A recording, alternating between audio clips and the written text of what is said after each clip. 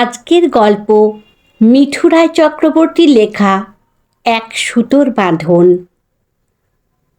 Office থেকে বাড়িতে ফিরে ডিনারের পর আবার বমি করল সোমনাথ। সাথী তো ভেবেই অস্থির। কি গো, তোমার কি হলো? অফিসে কি উল্টোপাল্টা কিছু খেয়েছিলে? না, সেরকম কিছুই খাইনি, তবে কদিন ধরে ভীষণ বমি বমি ভাব আছে। হয়তো ভেতরে কোনো কারণে চোরা অম্বল হয়ে যাচ্ছে। কিছুদিন গ্যাস অম্বলের ওষুধ খেয়ে দেখি। আমার মনে হয় তোমার একবার ডাক্তারের চেক আপ করানো দরকার। সে এখন পরে করাবো, আগে কয়েকদিন গ্যাসের ওষুধ খেয়ে দেখি ঠিক হয় কি না। তারপর সামনের মাসে রাজস্থান ঘুরতে যাওয়ার কথা আছে। ওখান থেকে ঘুরে এসে একবার চেক আপ করাবো। এখনই এত চিন্তা করার কোনো প্রয়োজন নেই। গ্যাসের ওষুধ খাওয়ার পর সোমনাথের বমি বমি ভাবটা কিছুটা কেটে গেল, কিন্তু হঠাৎ করে ওর পাগুলো প্রচণ্ড ফুলতে আরম্ভ করলো। প্রথমে ওরা অতটা গুরুত্ব দেয়নি, কিন্তু রাজস্থান থেকে বেরিয়ে আসার পর সোমনাথ আর সাথীর মনে একটা খারাপ ভাবনা বারবার উকি দিয়ে যাচ্ছিল। বিশেষ করে সাথীর পিস্তুত দাদা যখন সোমনাথকে দেখে বলল, সোমনাথ, আমার মনে হয় তোমার একবার নেফ্রোলজিস্ট দেখিয়ে নেওয়া উচিত। সাধারণত পা ফুলে গেলে কিডনির সমস্যা হয়। তুমি একবার ভালো ডাক্তারের সাথে পরামর্শ করে নাও। বেড়ানোর ফাঁকে ফাঁকে এই কথাটা সাথীর মাথায় ঘুরঘুর করছিল। তাই রাজস্থান থেকে ফিরেই সে সোমনাথকে নিয়ে একজন মেডিসিনের ডাক্তারের চেম্বারে যায়। ডাক্তারবাবু সোমনাথকে দেখে বেশ কিছু blood test, urine test, USG করতে দেন। আর সমস্ত কিছু টেস্ট করার পর দেখা যায় সোমনাথের একটা কিডনি একদম নষ্ট হয়ে গেছে, আর একটা কিডনিও ড্যামেজ হয়েছে। অবস্থা খুব একটা ভালো নয়। সাথে সোমনাথের প্রচণ্ড হাই প্রেশার ধরা পড়ে। ডাক্তারবাবু অন্য একজন স্পেশালিস্ট ডাক্তারকে রেকমেন্ড করে দেন। সমস্ত কিছু রিপোর্ট দেখে তিনিও পূর্বের ডাক্তারবাবুর কথাকে সমর্থন করেন। সোমনাথ ও সাথীর মাথায় আকাশ ভেঙে পড়ে। এবার কি হবে? সোমনাথের এত ব্যয়বহুল চিকিৎসা হবে কিভাবে? ফ্ল্যাটের ইএমআই, তিথি তনুর পড়াশোনার খরচ, সংসার খরচ, সাথে সোমনাথের চিকিৎসা কিভাবে চলবে? তাছাড়া সোমনাথের দুটো কিডনি ড্যামেজ। সোমনাথ যদি না বাঁচে তাহলে সাথী জীবন কাটাবে কিভাবে? সাথী ডাক্তারবাবুর কাছে কেঁদে পড়ে। কি করলে সোমনাথ ভালো হবে আপনি বলে দিন। কিডনি ট্রান্সপ্লান্ট করা ছাড়া কোনো উপায় নেই ম্যাডাম। এক্ষেত্রে ফ্যামিলি মেম্বারদের সঙ্গে আলোচনা করে দেখুন। যদি বাড়ির কেউ কিডনি ডোনেট করে তাহলে তো খুবই ভালো হয়।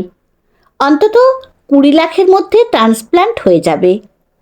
আর যদি বাইরের ডোনারের কাছ থেকে কিডনি কিনতে হয় তাহলে খরচটা আনুমানিক 40 থেকে 50 লাখে দাঁড়াবে।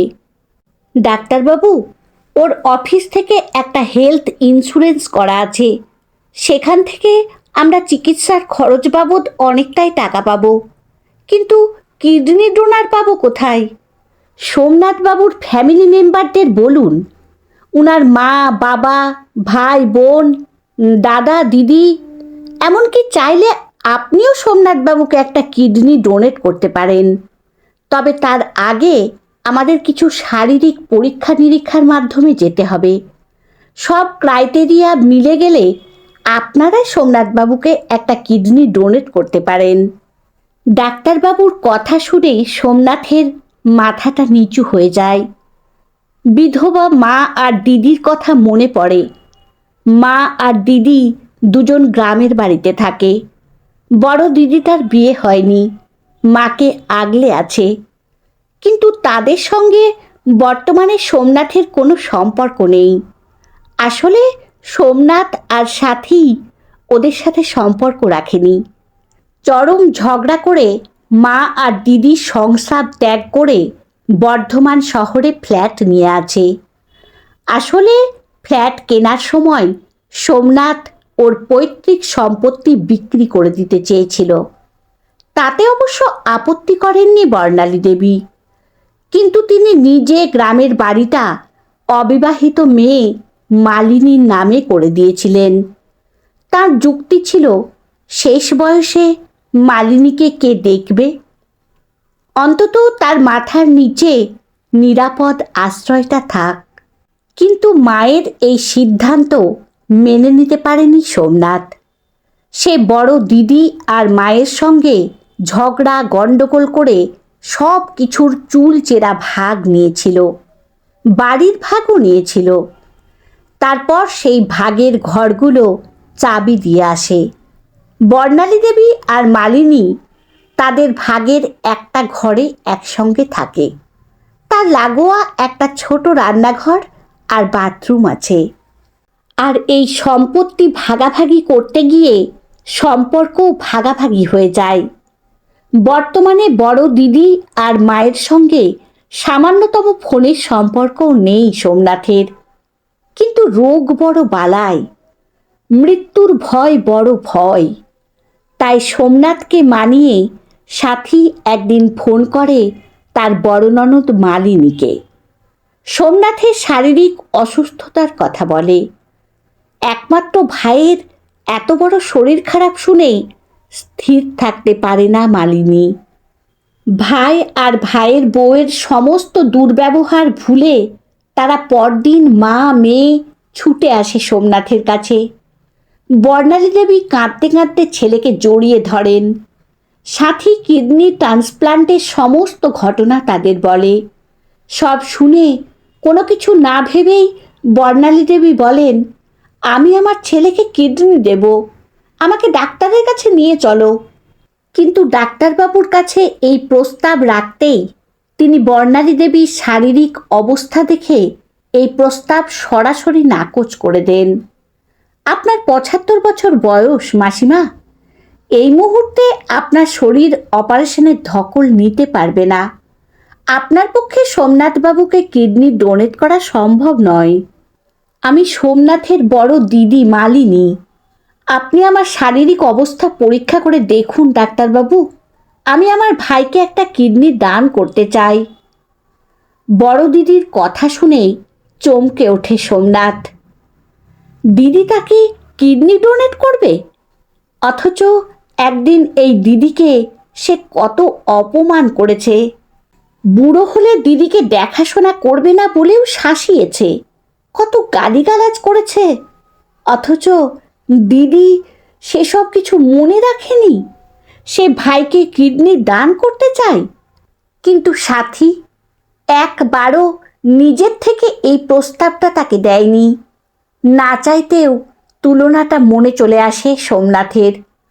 সাথী তো তাকে এত ভালোবাসে, কিন্তু কই একবার মন রাখার জন্য তো সে বলল না, আমি তোমাকে আমার একটা কিডনি ডোনেট করব সোমনাথ।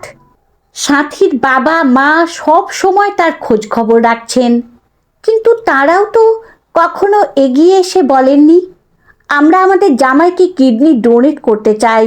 ডাক্তারবাবু, আপনি পরীক্ষা করে দেখুন আমাদের পক্ষে কিডনি দেওয়া সম্ভব কিনা। সত্যি স্বার্থের সংসার।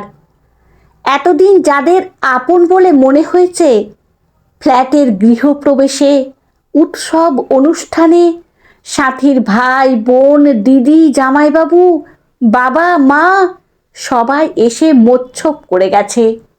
আজ বিপদের দিনে তারা অবশ্য খোঁজ খবর নিচ্ছে, কিন্তু উপকারে লাগছে না। দূর থেকে কর্তব্য করছে, ফোনে কর্তব্য সারছে। অথচ মা আর দিদি, যাদের এতদিন সে ব্রাত্য করে রেখেছিল, নতুন ফ্ল্যাটের গৃহপ্রবেশে তাদের ডাকেনি। উপরন্তু দীর্ঘ বছর ৩ ধরে মা দিদির ন্যূনতম শারীরিক ভালো মন্দের খোঁজ খবর নেয়নি। আজ বিপদের দিনে তারা এসে ওর পাশে শক্তভাবে দাঁড়িয়েছে। নিজের শরীরের অঙ্গ ভাইকে দান করতে চাইছে তার দিদি, অথচ সে কতটা অকৃতজ্ঞ আর স্বার্থপর, কি অমানুষের মতো ব্যবহার করেছে নিজের আপনজনদের সঙ্গে। এসব কথা মনে পড়তেই সোমনাথের চোখে ঝরঝর করে জল ঝরে পড়ে। দিদি, আমায় ক্ষমা করে দে, আমি খুব অন্যায় করেছি, সেই জন্যই ভগবান আমার এমন শাস্তি দিচ্ছেন। এসব কথা বলতে নেই ভাই, ঈশ্বর যেন তোকে আমার পরমায়ু দেন, ভগবান যেন তাড়াতাড়ি তোকে ভালো করে দেন। তোর এই অবস্থা আমি দেখতে পারছি না। আমি চাই আমার কিডনি নিয়ে তুই তাড়াতাড়ি সুস্থ হয়ে ওঠ। কতদিন তোকে ভাইফোঁটা দিইনি ভাই, প্রত্যেক বছর ভাইফোঁটায় আমি তোর মঙ্গল আর সুস্বাস্থ্য কামনা করেছি। দেখবি তুই ঠিক হয়ে যাবি। এরপর মালিনীর শরীর থেকে একটা কিডনি নিয়ে ডাক্তারবাবু সোমনাথের শরীরে প্রতিস্থাপন করেন। ভগবানের ইচ্ছেই প্রতিস্থাপন সফল হয়। সোমনাথ আর মালিনী বর্তমানে দুজনেই সুস্থ আছে, আর তাদের ভাই বোনের মধ্যে বন্ধন আরও দৃঢ় হয়েছে। সোমনাথ এখন মা আর দিদিকে নিয়ে ফ্ল্যাটেই থাকে। সাথীও কিছু বলতে পারে না, কারণ সোমনাথ সাথীর চোখে আঙুল দিয়ে আসল নকলের পার্থক্যটা বুঝিয়ে দিয়েছে যে সম্পত্তি নিয়ে ভাই বোনের মধ্যে ঝগড়া কখনোই কাম্য নয়। কিন্তু বর্তমানে এটাই হচ্ছে।